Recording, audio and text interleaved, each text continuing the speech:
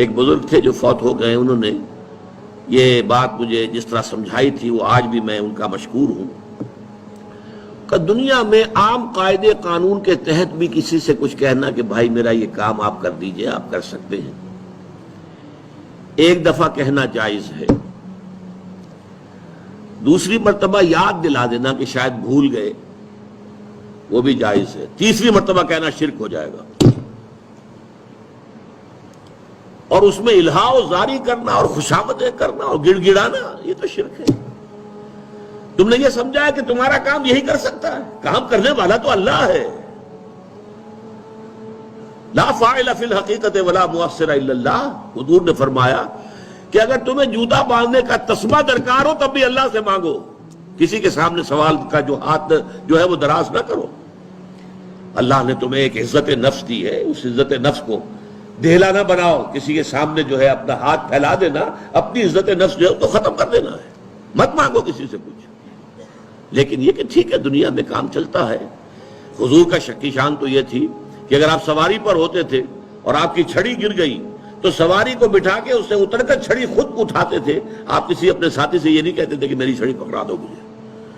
آپ کی تو غیرت کا عالم جو ہے وہ بہت بلند تھا، بہت بلند تھا، بہت بلند تھا۔ لیکن دنیاوی عام طریقے سے یہ کہ ٹھیک ہے بھئی آپ ایک کام ہے آپ کر سکتے ہیں، یہ کر دیجئے، اس نے کہہ دیا ٹھیک ہے میں کروں گا، پھر بھول گیا یا کچھ اور ہوا،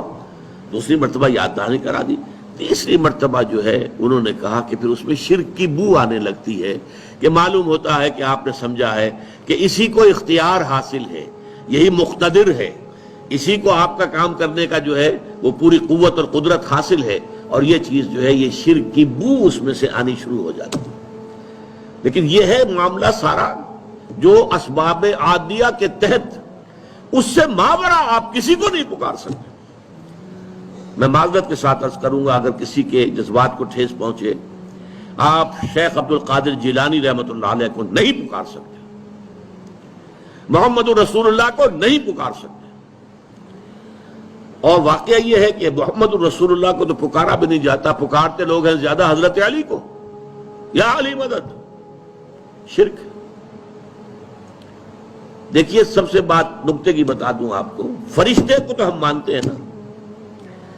حضرت شیخ عبد القادر جیلانی رحمۃ اللہ علیہ کی روح ہے یا نہیں ہے، سنتی ہے نہیں ہے، حاضر ہے کہ نہیں ہے، ناظر ہے کہ نہیں ہے، 100 اختلاف ہو جائیں گے،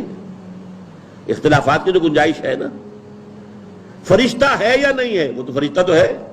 آپ کے دونوں کندھوں پہ بیٹھا ہوا ہے، کرامن کاتبین ہے کہ نہیں ہے، یرسل علیکم حفظہ، آپ کے جو باڈی گارڈ اللہ فرشتہ نہیں بھیجتا، لیکن آپ فرشتے سے بھی نہیں کہہ سکتے کہ میرا یہ کام کرو۔ فرشتے کے وجود پہ تو کوئی شک نہیں ہے، یا جبرائیل میرا یہ کام کرو، قطعاً نہیں، غلط، شرک۔ لا تدعو مع اللہ احدا، اللہ کے سوا پکارنا کسی کو نہیں ہے، دعا کسی سے نہیں ہے، استغاثہ کسی کا نہیں ہے، استعانت کسی سے نہیں ہے، استمداد کسی سے نہیں ہے، استنصار کسی سے نہیں ہے سوائے اللہ۔